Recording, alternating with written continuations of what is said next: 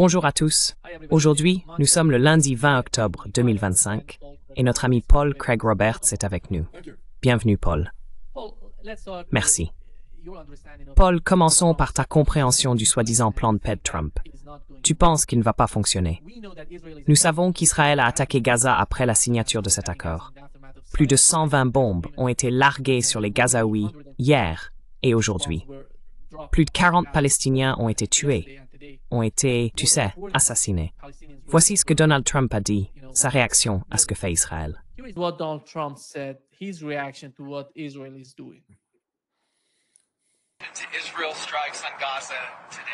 Israël a frappé Gaza aujourd'hui.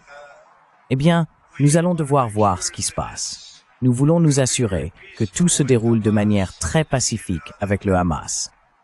Comme vous le savez, ils ont été assez turbulents, quelques tirs, et nous pensons que la direction n'est peut-être pas impliquée là-dedans.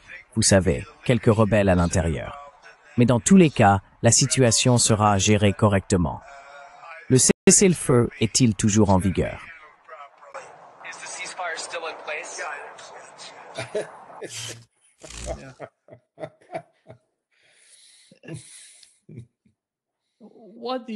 Qu'en penses-tu, Paul, avec toutes ces, controverses?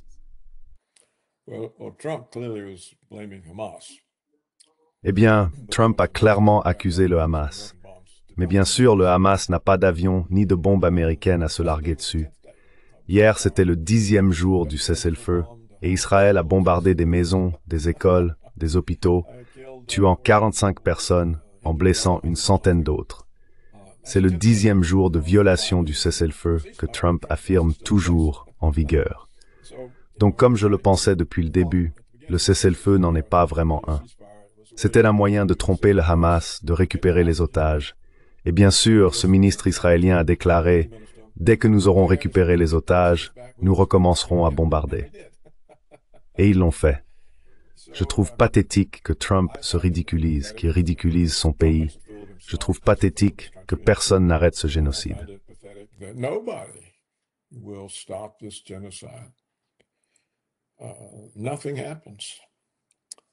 Rien ne se passe. Et je trouve extraordinaire que les Palestiniens, depuis 47 ans, aient permis aux Israéliens de les éliminer village après village.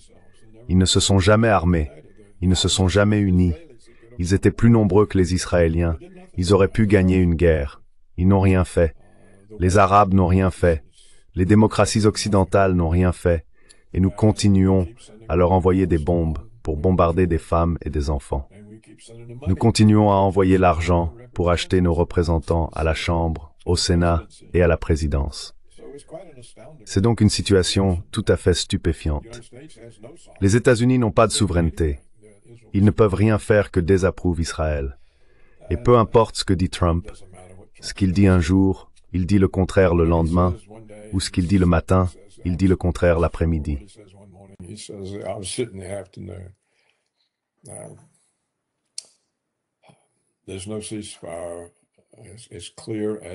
Il n'y a pas de cessez-le-feu.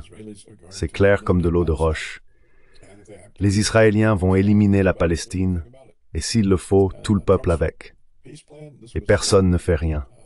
Le plan de paix de Trump, c'était une sorte de ruse selon laquelle un gouvernement international allait prendre le contrôle de la Palestine. Mais bien sûr, il ne reste plus rien de la Palestine. Donc je pense que c'est déjà arrivé, en réalité. Et même les Russes, on pourrait croire qu'ils auraient un peu de bon sens. Mais il n'en est rien. Ils parlent encore d'une solution à 2 États. Où est l'État palestinien? Il n'y a pas d'État palestinien dans le plan de paix de Trump. Il y a un conseil de gouvernance internationale. Qui le nomme? Quels intérêts sert-il? Ceux d'Israël, bien sûr. Et peut-être les projets immobiliers de Trump pour Gaza.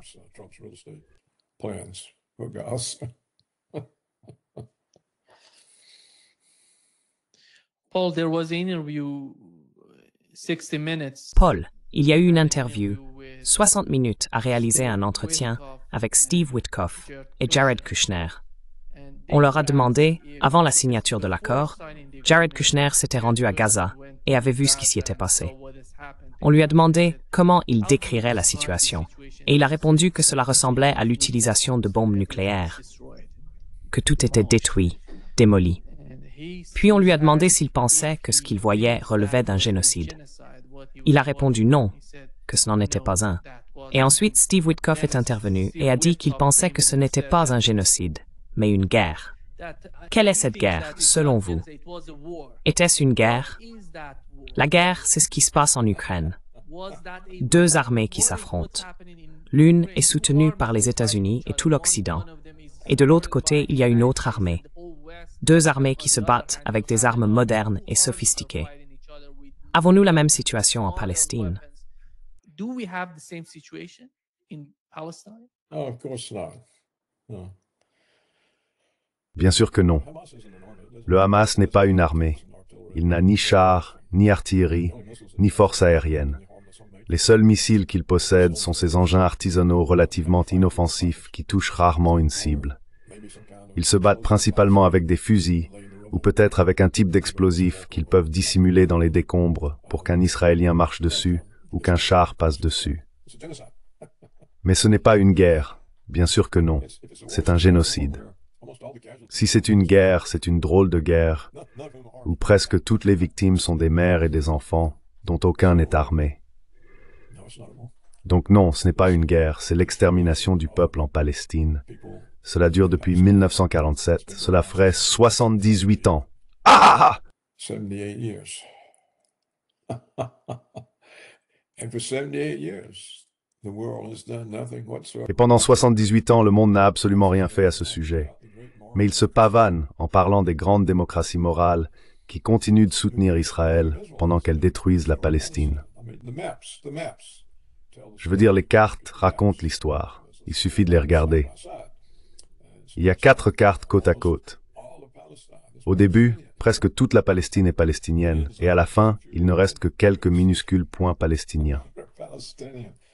Le pays a donc été volé et au départ, la population a été chassée. Ils ont fini dans des camps de réfugiés en Jordanie et au Liban. Et si ma mémoire est bonne, les Israéliens ont en fait attaqué l'un de ces camps de réfugiés et tué tout le monde qui s'y trouvait.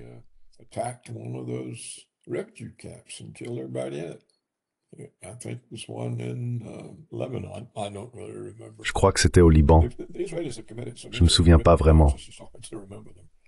Les Israéliens ont commis tant de crimes horribles qu'il est difficile de tous les suivre. Mais rien n'a jamais été fait à ce sujet. Les Arabes n'ont jamais rien fait. Les Palestiniens eux-mêmes n'ont jamais rien fait. Ils ont donc, en quelque sorte, accepté leur propre anéantissement.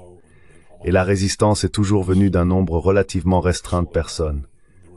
L'OLP, puis le Hamas. C'est une sorte de guérilla, une opération de petite envergure. Je ne comprends pas cela.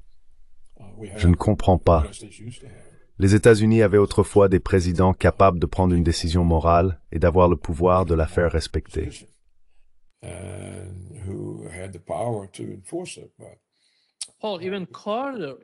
Même Carter n'était pas à ce point-là. Il savait, mais tu ne vois pas.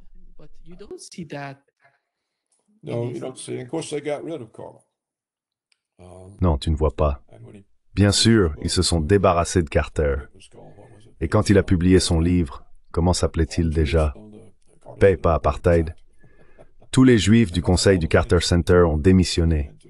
Et tout l'argent destiné à ces efforts pour combattre la cécité des rivières en Afrique et construire des maisons, les Juifs ont retiré tout l'argent. Mais tu sais, beaucoup de gens pensaient qu'Israël faisait une erreur, que les conséquences du traitement horrible des Palestiniens finiraient par se retourner contre eux, leur nuire, et que les Arabes finiraient par se soulever et les détruire. Mais bien sûr, il n'y a jamais eu la moindre indication de cela. Et comme je crois l'avoir déjà dit dans ton émission, je pense que le monde arabe est fini. Il n'y a plus d'État. Les États-Unis ont détruit le monde arabe sous le prétexte d'une guerre contre le terrorisme. Mais c'était en réalité une guerre pour Israël, dans l'intérêt du grand Israël.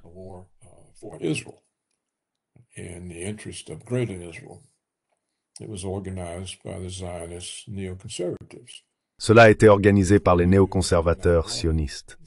Ils ont utilisé le 11 septembre comme un nouveau Pearl Harbor pour vendre aux Américains insouciants, naïfs et inconscients le mensonge selon lequel nous étions attaqués par des terroristes musulmans et qu'il fallait les tuer là-bas avant qu'ils ne nous tuent ici. Ainsi, toute l'histoire du XXIe siècle jusqu'à présent, le premier quart, les 25 premières années de ce nouveau siècle, nous avons mené des guerres pour Israël, tout en disant aux Américains que nous combattions des terroristes. Mais bien sûr, Kadhafi n'était pas un terroriste, Saddam Hussein n'était pas un terroriste, et Assad n'était pas un terroriste. C'est totalement absurde. Mais les Américains sont si mal éduqués qu'ils ne savent vraiment rien. Ils entendent simplement ce qu'on dit aux informations, et cela ne les intéresse pas vraiment. Ils se demandent ce que ça peut bien avoir à voir avec eux.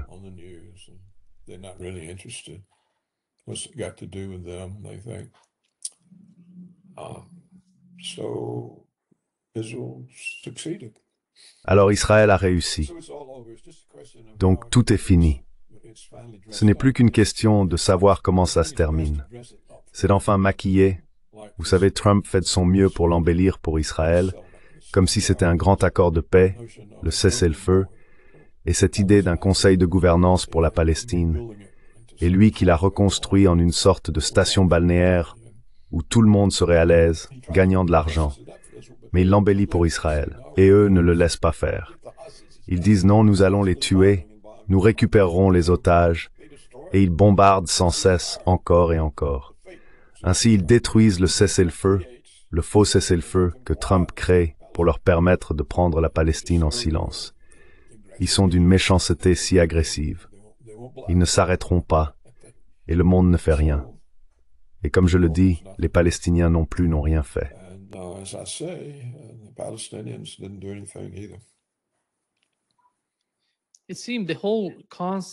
Il semble que tout le concept de reconstruction de Gaza soit en quelque sorte une nouvelle idée pour que les colons s'y installent.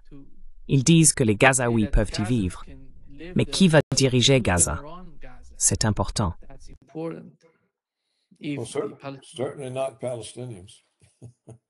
Certainement pas les Palestiniens. Ils n'ont jamais été, regardez, ils n'ont jamais été autorisés à le diriger. Ils ne contrôlent pas leurs propres frontières. Ils n'ont pas accès à leur propre littoral. Ils n'ont aucun contrôle sur leur espace aérien. Ils ne l'ont jamais contrôlé. On l'appelle le plus souvent un camp de concentration à ciel ouvert.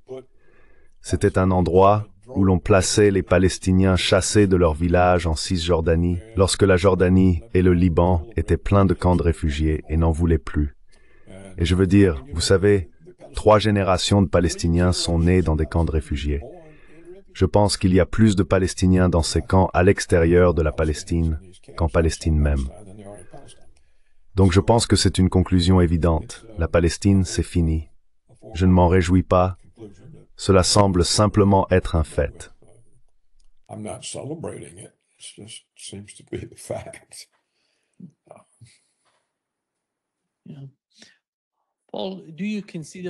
Paul, vois-tu une réelle différence entre la Jordanie, les Émirats arabes unis et l'Arabie saoudite? Ou sont-ils tous pareils? Ils n'ont aucun levier de négociation vis-à-vis des États-Unis.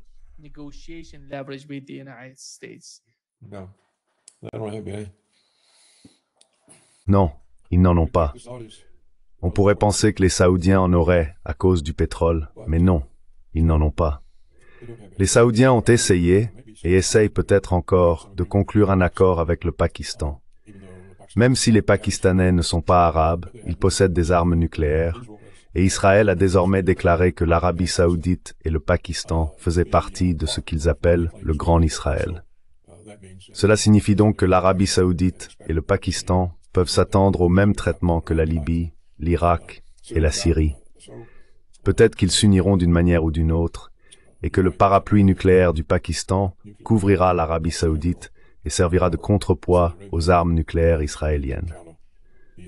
Mais je n'en sais rien. Je ne sais pas ce qu'il en résultera. Je pense que la chose la plus importante en ce moment, c'est la prochaine rencontre en Hongrie entre Poutine et Trump, si elle a lieu. Le problème, c'est qu'il y a plusieurs problèmes avec cette rencontre. Je ne sais pas si tu veux en parler ou non. Dois-je continuer?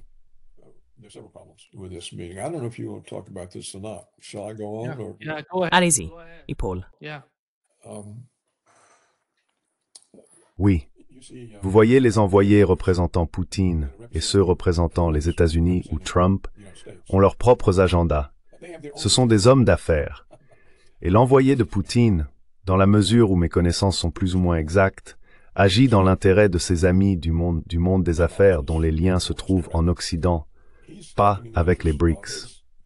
Ce sont des entreprises qui collaboraient avec des sociétés et des institutions financières occidentales. Et elles devraient tout recommencer à zéro si elles déplaçaient leurs intérêts vers les BRICS. Elles n'y ont pas de relations. Leurs relations sont en Occident. Donc ce que fait l'envoyé de Poutine, à mon avis, Tu parles de Kirill Dmitriev, n'est-ce pas? oui. Ce qu'il fait, c'est réorienter la politique économique russe en l'éloignant des BRICS pour la tourner vers l'Occident.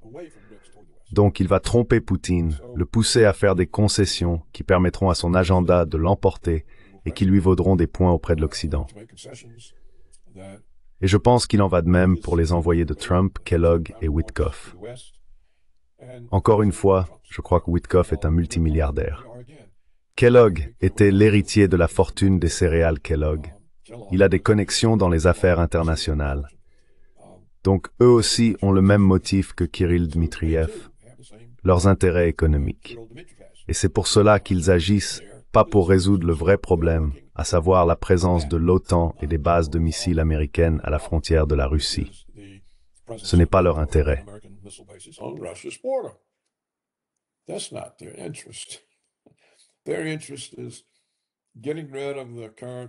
Leur intérêt est de se débarrasser de la situation actuelle en Ukraine. Ils se moquent des concessions que Poutine pourrait faire tant qu'ils parviennent à réorienter l'économie russe vers l'Occident. Je pense que c'est vraiment ce qui se passe. Je ne sais pas pourquoi Poutine est si désespéré. Peut-être qu'il ne l'est pas. Il se peut que tout cela ne soit que de la désinformation, vous savez, comme la réunion à Anchorage. On nous avait dit « Oh, Poutine a accepté, il va y avoir un accord. » Mais rien ne s'est produit. Il se peut donc que tout ce discours ne soit que le fait des émissaires qui essaient de positionner Trump et Poutine de manière à ce qu'ils soient obligés de conclure un accord parce que c'est ce que tout le monde attend et que cela résout le problème.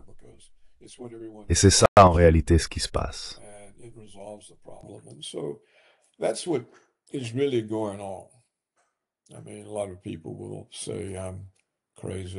Je veux dire, beaucoup de gens diront que je suis fou et cynique, mais j'en ai assez vu sur la façon dont les gouvernements fonctionnent pour penser que l'explication que je viens de te donner est ce qui se passe réellement.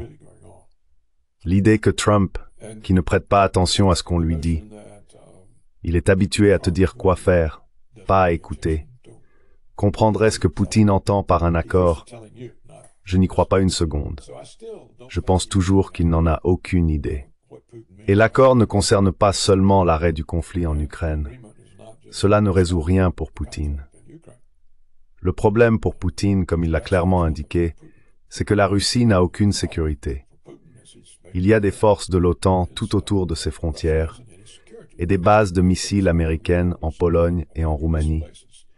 Et il est probable qu'il y en ait maintenant dans les pays baltes et en Moldavie. Donc, l'Ukraine n'est qu'un endroit parmi d'autres où ils auraient pu installer ces bases.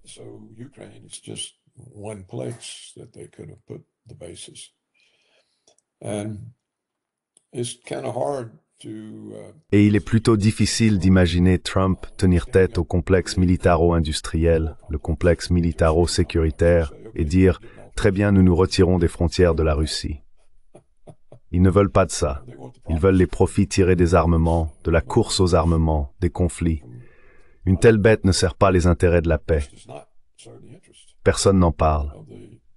Je suis, dans une certaine mesure, les discussions des soi-disant experts américains en politique étrangère. C'est principalement du non-sens sur la faiblesse de la Russie et sur la façon dont nous pourrions gagner des guerres nucléaires et toutes ces absurdités. Il n'y a rien de sérieux. Ce type, Mearsheimer, dit certaines choses sensées, mais même lui, je ne pense pas qu'il saisisse l'ensemble du tableau. Et la plupart des autres n'en perçoivent même pas la moindre partie.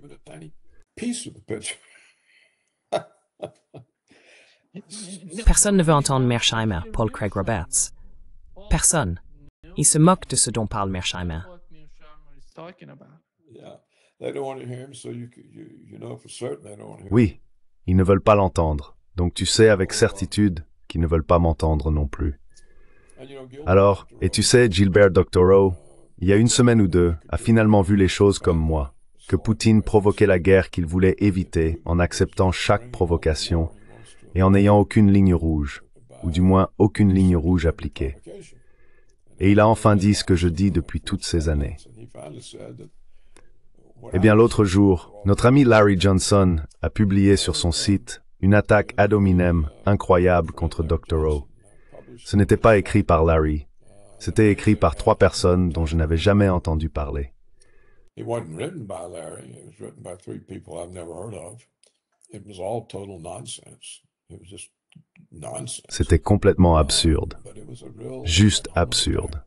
Mais c'était une véritable attaque ad hominem, et ils ont complètement mal interprété tout ce que le Dr. Doctorow a dit. Tout ce qu'il a dit, ils ont prétendu qu'il avait dit le contraire. So Donc je ne suis pas là pour m'impliquer dans l'attaque ad hominem de quelqu'un contre quelqu'un d'autre, mais je le mentionne seulement pour montrer qu'on ne peut même pas lancer un vrai débat. you can't even get a debate going. Doctorow a avancé de vrais arguments. Doctorow made Il peut avoir tort, je peux avoir tort, mais il n'y a pas de débat. À la place, ce ne sont que des attaques ad hominem. On ne peut même pas amener ces gens à examiner sérieusement leur propre position. you can't even get these people to seriously examine their own position. There has to be a debate. I believe Il faut qu'il y ait un débat. because Je le after crois, all, Paul. all these Parce que people toutes ces that personnes qui se critiquent les unes les autres pensent malgré tout qu'il faut prendre une décision pour mettre fin au conflit en Ukraine, puisque ce conflit ne mène à rien de bon pour personne. Anywhere good for anybody. Well, you see, the conflict Eh bien, isn't in vous voyez, le conflit n'est pas vraiment en Ukraine. Nous en avons déjà parlé. Le conflit, c'est l'hostilité enracinée du monde occidental envers la Russie. Et cette hostilité enracinée remonte à la révolution bolchevique de Lénine. Elle remonte à la guerre froide qui a commencé après la Seconde Guerre mondiale. Churchill a dit qu'un rideau de fer était tombé sur l'Europe. Eh bien, nous avons vécu une guerre froide pendant toutes ces décennies. Eisenhower nous a mis en garde. Le complexe militaro-sécuritaire deviendrait plus puissant que le gouvernement. Et c'est ce qui s'est produit. Nous dépensons des sommes énormes en armement parce que nous préférons avoir des ennemis. Tout cet argent dépensé pour les armements est inutile, surtout depuis que l'Union soviétique s'est effondrée il y a plus de 30 ans. Pourquoi faire de la Russie un ennemi? Why make Russia into an enemy? Soviet Union collapsed, it was gone. Russians were happy. L'effondrement de l'Union soviétique appartient depuis longtemps au passé. Les Russes étaient heureux, ils ne faisaient rien qui nous menaçait. That's the problem. Voilà donc le problème. Le conflit en Ukraine n'est qu'un symptôme de la maladie, pas sa source. Résoudre ce conflit ne résout pas le véritable affrontement, car il ne s'agit que d'un symptôme, non du conflit lui-même. Et en plus de l'hostilité envers la Russie, profondément enracinée dans le monde occidental, nous avons la doctrine de politique étrangère américaine de l'hégémonie. Vous savez, je le répète sans cesse, n'est-ce pas? La doctrine Wolfowitz. L'objectif principal de la politique étrangère américaine est d'empêcher l'émergence de tout pays susceptible de constituer une contrainte à l'unilatéralisme américain. Any country that could serve as a constraint on American unilateralism. Well, that's Russia and China. Eh bien, il y a la Russie et la Chine. Et au Moyen-Orient, c'est l'Iran, s'ils en avaient l'intention. C'est pour cela qu'ils sont considérés comme des ennemis. C'est la seule raison pour laquelle ils le sont. Aucun d'eux ne nous a rien fait, mais ils pourraient constituer une contrainte. L'Iran pourrait être une contrainte régionale, j'en doute, et la Russie et la Chine peuvent être des contraintes à l'échelle mondiale. Cela ne veut pas dire qu'ils le sont, mais qu'ils pourraient l'être, et donc ils doivent disparaître. Nous devons réduire leur pouvoir d'une manière ou d'une autre, afin qu'ils ne puissent pas nous gêner ou qu'ils s'alignent sur notre façon de faire et s'y adaptent. Voilà le conflit. and adjust to it. So that's the conflict, and nothing that will be discussed in the summit. Et rien de ce qui sera discuté au sommet ne traitera de cela. I don't know what Putin is up to. Je ne sais pas ce que manigance Poutine. Je veux dire, il est clair que Trump n'a aucune idée de la position russe. Autant que je puisse en juger, personne dans l'administration Trump ne sait, certainement pas Woodcroft ni Kellogg. Je ne pense pas qu'il s'en soucie. Tout comme je ne pense pas que l'envoyé de Poutine, Kirill, s'en soucie. Il veut simplement s'enrichir. Toute mon expérience au sein du gouvernement m'a montré que c'est un endroit où les gens utilisent leur nomination non pas pour servir un objectif national, mais pour servir leur carrière et leur richesse. Les agendas de ces gens ne coïncident jamais avec l'intérêt public. Jamais. With any public interest. Never. So, Donc je pense que, malgré tout le battage médiatique, à moins que Poutine ne se rende, ce qu'il pourrait faire, car je pense qu'il veut vraiment éviter toute forme de véritable guerre, encore moins une guerre nucléaire. Si l'on regarde à quel point il a été hésitant à mener ce qu'il appelle une opération militaire limitée, une action de police, à quel point il est réticent à combattre même cette toute petite chose, il ne voulait pas d'une vraie guerre. Et il pourrait choisir d'accepter une sorte de proposition de Trump qui sauverait la face de tout le monde, sans même dissimuler le problème sous le tapis. Ce ne serait qu'une autre démonstration du refus de Poutine de s'affirmer, et donc la situation empirerait. Même si Poutine se rendait et acceptait les conditions de Zelensky, cela ne ferait qu'empirer, parce que l'Occident dirait « Regardez comme il a été facile de le dominer à nouveau ». C'est comme si le monde ne s'était jamais opposé à Israël à propos de la Palestine. Et apparemment, Poutine ne va pas non plus s'opposer à l'Occident. Donc cela continuera. Oui, je l'ai déjà dit à cette fois.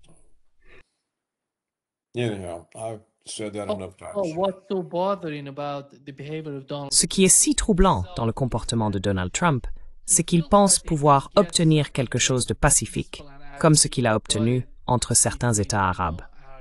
Mais ce n'est pas entre Israël et les Palestiniens. Je ne sais pas si Trump travaille encore avec d'autres États arabes, ou avec la Turquie, les Européens ou les Iraniens. Qu'est-ce que cela veut même dire? À mon avis, il veut quelque chose de similaire en Ukraine, parce que tout tourne autour de la mise en scène. Ce n'est rien de substantiel. C'est là le problème. Je pense qu'ils arriveront à aucun accord, parce qu'ils en ont pas. Ils ne savent même pas ce qu'ils veulent.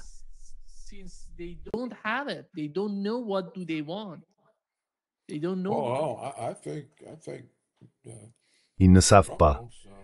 Je pense que Trump veut un succès qu'il puisse brandir en disant « Vous voyez, j'ai apporté la paix entre la Russie et l'Ukraine, tout comme je l'ai fait avec le Hamas et Israël, ainsi que tous les autres accords de paix qu'il revendique. Et si nous renversons Maduro, ce sera une autre réussite de paix. » Donc je pense que Trump veut simplement quelque chose qu'il puisse appeler un succès. Il est prêt à en payer le prix fort, en faisant pression sur Zelensky et en offrant une couverture à Poutine. Mais cet accord ne résoudra rien. Même s'ils parviennent à un accord, cela ne résoudra rien. Le seul accord qui résoudra quoi que ce soit sera celui où les États-Unis diront « Nous renonçons à la doctrine de l'hégémonie américaine ».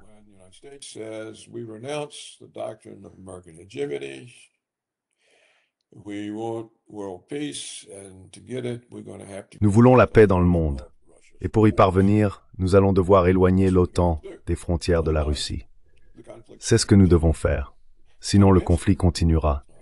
Et à terme, même Poutine devra réagir, ou, comme le dit le Dr Rose, il pourrait être écarté, et ils auraient quelqu'un de bien plus nationaliste, bien plus décisif, bien plus enclin à prendre des risques. Le résultat serait pire que si Poutine avait tenu bon il y a longtemps. Je veux dire, et s'il avait simplement envoyé les parachutistes à Kiev en 2014, rien de tout cela ne se serait produit. Rien du tout.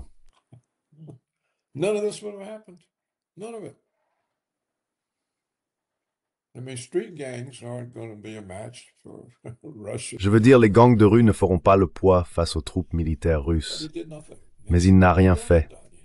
Il n'a jamais rien fait pour arrêter ce conflit, qui ne cesse de s'étendre et de s'aggraver. Et bien sûr, Trump a suspendu les Tomahawks pour le moment parce qu'ils ont une réunion. Mais que se passera-t-il s'il sort de la réunion en disant « Eh bien, je ne comprends pas pourquoi Poutine ne tient pas parole ou pourquoi Poutine ne fait pas de compromis. » Alors il recommencera à parler d'envoyer les Tomahawks. Donc ce n'est pas fini. Et comme je l'ai dit, même si Poutine se rend, ce ne sera pas fini. Ce sera juste pire.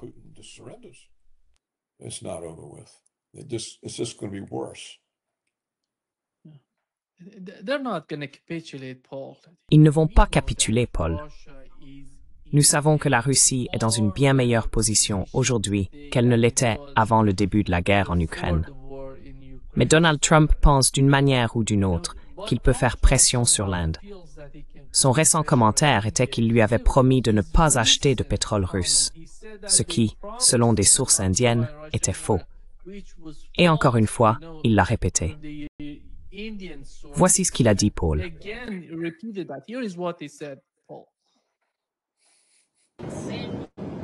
Et vous savez, vous avez même mentionné qu'il y avait eu un appel téléphonique avec le Premier ministre Modi et que Modi avait déclaré que son pays cesserait d'acheter du pétrole russe.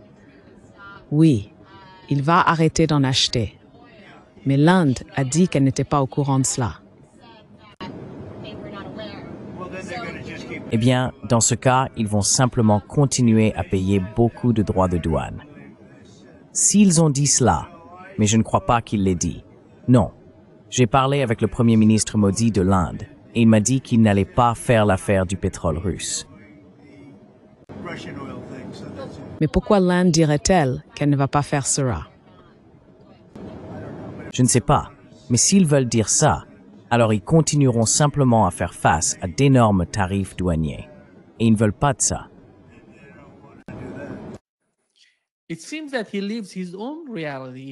On dirait qu'il vit dans sa propre réalité.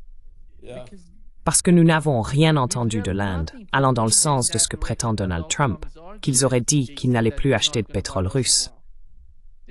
Alors, qui va leur fournir du pétrole et du gaz? Qui en est capable?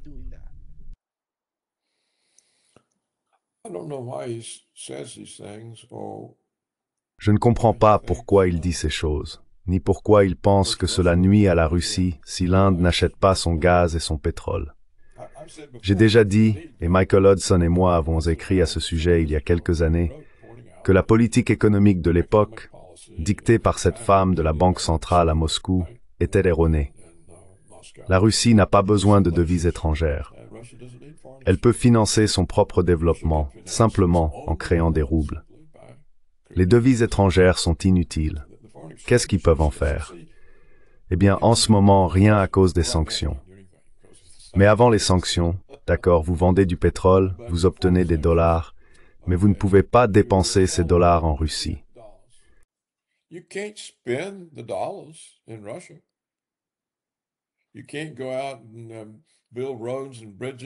Vous ne pouvez pas sortir et construire des routes et des ponts, ni investir dans de nouvelles usines et machines. Il faut utiliser des roubles. Alors, que faire des dollars? Les mettre à la Banque centrale? Ils restent simplement là. Il faut quand même créer des roubles pour financer le développement. Alors à quoi bon avoir des dollars ou toute autre devise étrangère? Dans un pays qui possède toutes les réserves de pétrole et de gaz de la Russie, la monnaie devrait être très forte. Elle devrait être recherchée car les gens l'utiliseraient pour acheter de l'énergie, une ressource très importante, et qu'on ne trouve que dans quelques endroits. Tout cela, c'est du grand n'importe quoi. Il n'y a aucune réflexion. Je ne vois jamais de discussion intelligente, sauf dans votre émission. Il n'y en a pas beaucoup comme celle-là.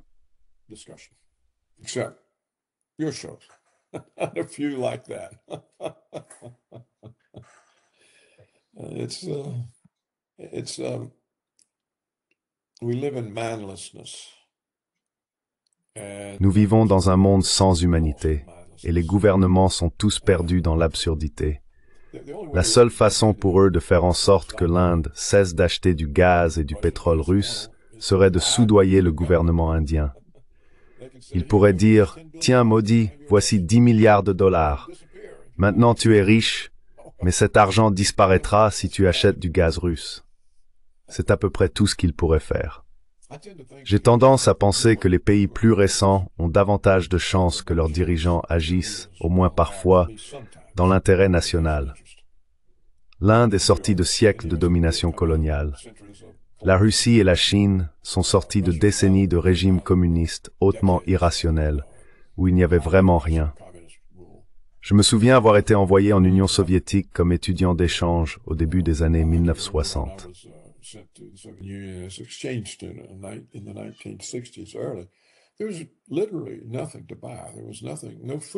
Il n'y avait littéralement rien à acheter, pas de nourriture, rien dans les magasins.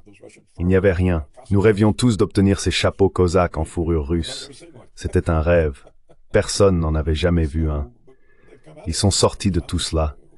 Vous savez, en Chine, pendant la révolution culturelle, toutes sortes de gens innocents ont été traqués et persécutés, et il n'y avait rien à manger. Tout cela est fini. Ce sont maintenant deux sociétés prospères. Je pense donc que la Chine, l'Inde et la Russie ont plus de chances d'avoir des dirigeants qui, au moins de temps en temps, agissent dans l'intérêt public, dans l'intérêt national. Ils ont surmonté tant d'épreuves terribles. Et peut-être l'Iran aussi, puisque leur révolution a eu lieu à la fin des années 1970.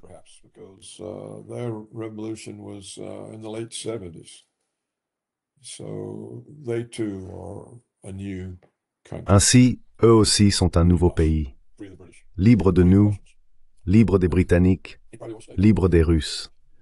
Et cela ne restera probablement pas ainsi.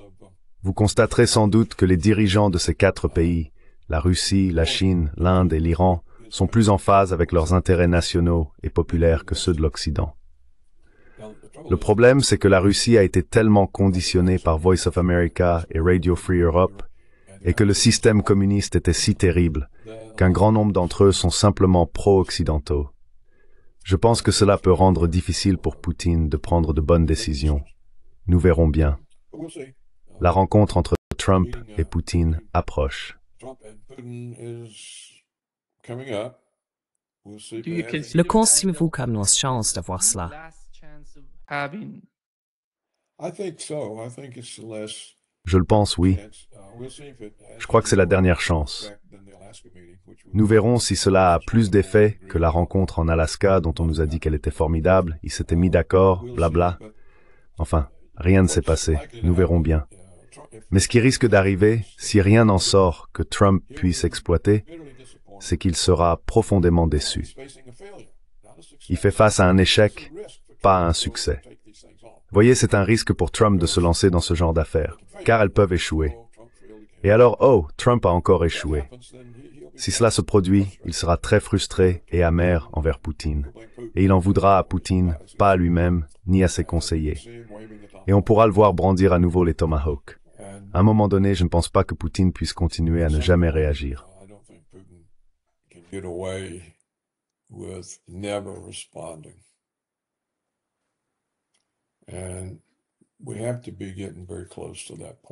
Et nous devons être très proches de ce point. Donc, cela pourrait être mauvais. D'un autre côté, si Poutine mettait soudainement l'Ukraine hors de combat, ce qu'il pourrait faire à tout moment, simplement en rendant impossible la poursuite du gouvernement, il n'a jamais essayé d'empêcher l'Ukraine de se battre. Il n'a pas besoin d'utiliser des armes nucléaires. Cela pourrait envoyer un signal à l'Occident indiquant que, eh bien, il est vraiment sérieux après tout. Et cela pourrait rendre l'Occident plus intéressé par une véritable solution, auquel cas ils auront besoin d'un tout autre ensemble de conseillers et de ministres des Affaires étrangères, et non de toutes ces femmes ridicules qui parlent d'aller en guerre contre la Russie.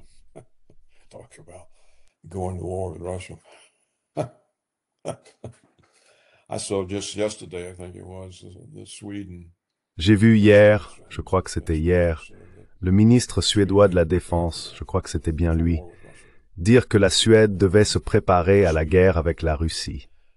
Eh bien, je veux dire, la Suède, pense-t-il qu'il s'agit de la Suède de la guerre de 30 ans, celle qui avait une armée redoutable?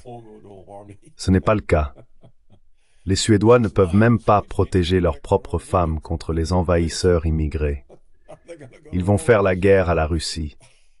Alors, franchement, je ne peux m'empêcher de rire, parce que c'est tellement pathétique, c'est tellement triste, irréel et dangereux. Tout cela ne sert à rien.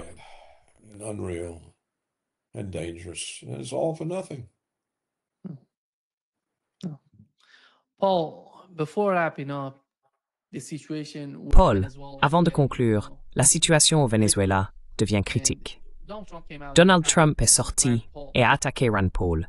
Il a attaqué deux voix importantes au sein du Parti républicain, Rand Paul et Thomas Massie. Rand Paul Ils ne sont pas d'accord avec certaines des politiques de l'administration Trump, dont l'une concerne le Venezuela. of the Trump administration. One of Voici ce que Rand Paul en a dit. Here is what Rand Paul said about Venezuela. De toute évidence, vous avez été très attentif à cette question. Le président Trump a autorisé des frappes militaires contre des bateaux soupçonnés de transporter de la drogue dans les Caraïbes. Comme vous le savez, jusqu'à présent, plus de 20 personnes, sénateurs, ont été tuées lors de 6 frappes différentes. Pensez-vous que ces frappes contre des bateaux soupçonnés de trafic de drogue sont légales?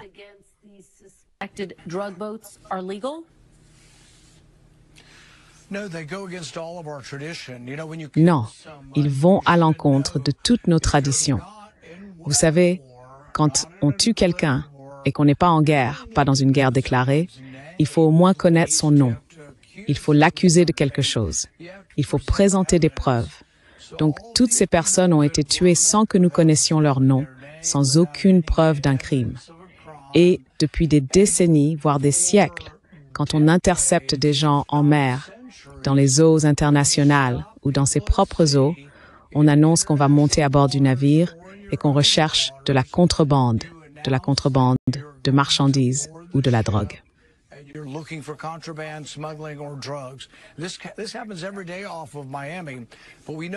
Cela se produit tous les jours au large de Miami. Mais nous savons, d'après les statistiques des gardes-côtes, qu'environ 25% du temps, lorsqu'ils montent à bord d'un navire, il n'y a pas de drogue. Donc, si notre politique consiste désormais à faire exploser chaque navire que nous soupçonnons ou accusons de trafic de drogue, ce serait un monde absurde dans lequel 25% des personnes pourraient être innocentes. L'autre chose à propos de ces vedettes rapides, c'est qu'elles se trouvent à 3000 km de nous. Si elles transportent de la drogue, elles la vendent probablement à l'une des îles près de Trinité ou de Tobago, au large du Venezuela. L'idée qu'elles viennent ici est une énorme supposition, Paul. Paul, the good thing about Rand Paul is Le bon côté de Rand Paul, c'est que je me souviens qu'il a été l'une des principales voix au sein du Parti républicain à soutenir Donald Trump pendant l'affaire du Russia Gate. Et maintenant, il s'en prend à Rand Paul, demandant aux habitants du Kentucky de le destituer de son poste. Qu'est-ce que c'est que ça? Comprend-il que ces gens, Does he understand that these people Stupidity. It's stupidity. Ego. Stupidité, c'est de la stupidité, de l'ego et de la stupidité. Vous voyez ce que Rand Paul aurait pu souligner, c'est que si vous montez à bord d'un navire dans les eaux internationales, vous avez enfreint le droit international. Ce que les Français ont fait à ce cargo russe ou pétrolier, peu importe, dans la mer du Nord ou la Baltique, constituait une violation du droit international. Mais encore une fois, Poutine a simplement ignoré cela. Donc, il faut que ce soit dans vos propres eaux territoriales avant que vous puissiez, je pense, légalement monter à bord d'un navire. Sinon, qu'est-ce que cela a à voir avec vous? Ce sont des eaux internationales. Cela ne vous concerne pas. Mais ce que Rand Paul pourrait dire, c'est « Regardez, aux États-Unis, sortons-nous simplement à la recherche de trafiquants de drogue présumés ou possibles pour les abattre. »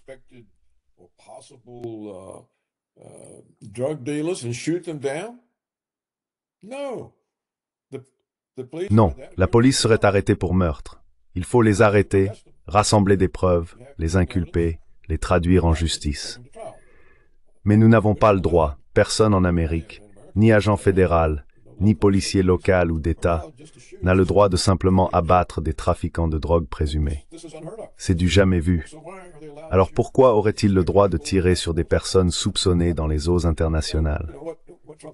Ce que fait Trump est clairement un crime énorme. Il commet des crimes en notre nom. Cela ne devrait pas être permis. C'est affreux. De plus, l'idée que le Venezuela soit une sorte de grande source de drogue aux États-Unis est absurde. Je veux dire, et le Mexique alors?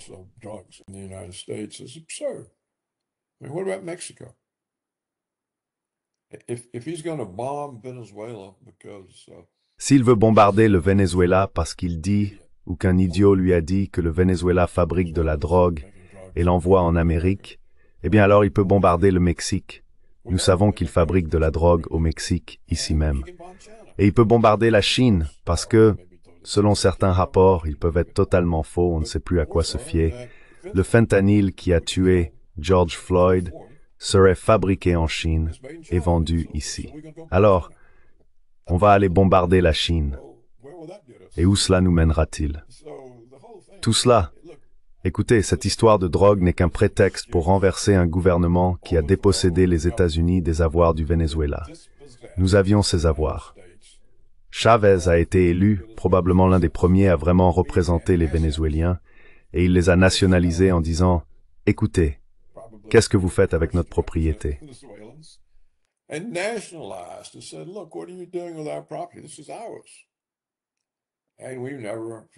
C'est à nous, et nous n'avons jamais pardonné au Venezuela. Et Maduro est le successeur de Chavez. Eh bien, je vois, d'après les rapports, encore une fois, on ne sait jamais ce qui est vrai, mais il paraît que se sentant menacé, Maduro aurait proposé de rendre la compagnie pétrolière d'État au marché, simplement pour éviter d'être bombardé et pendu comme Saddam Hussein. Et nous n'avons pas sauté sur l'occasion. Donc clairement, nous voulons simplement nous débarrasser de tout gouvernement en Amérique du Sud qui représente le peuple, plutôt que les banques de New York et la United Fruit Company ou quoi que ce soit d'autre. C'est donc un acte flagrant d'impérialisme américain. C'est tout. S'il y a de la drogue, alors ils devraient intercepter les bateaux, fouiller les bateaux.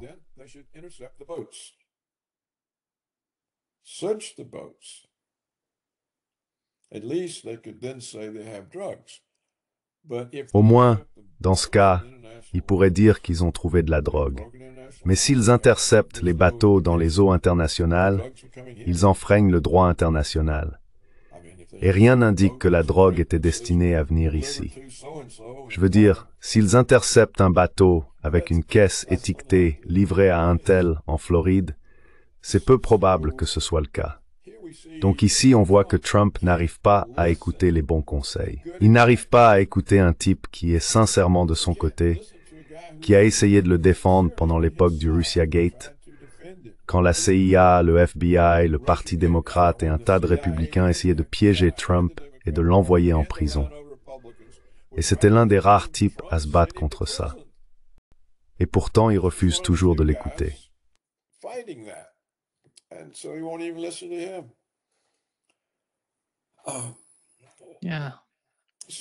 Donc c'est pas de bon augure qu'il soit prêt à écouter Poutine.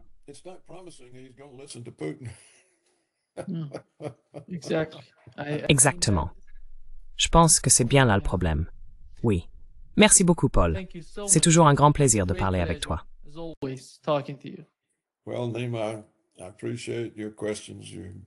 Eh bien, Nima, j'apprécie vos questions. Vous me faites réfléchir, même en fin d'après-midi. Vous savez, il est en fait déjà passé l'heure du cocktail. Très bien, Nima, merci. Merci pour votre attention. Et j'espère que le public apprécie les efforts que vous fournissez, car parvenir à une compréhension claire est presque impossible. Quoi qu'il en soit, vous faites de votre mieux. Merci. À bientôt. Au revoir.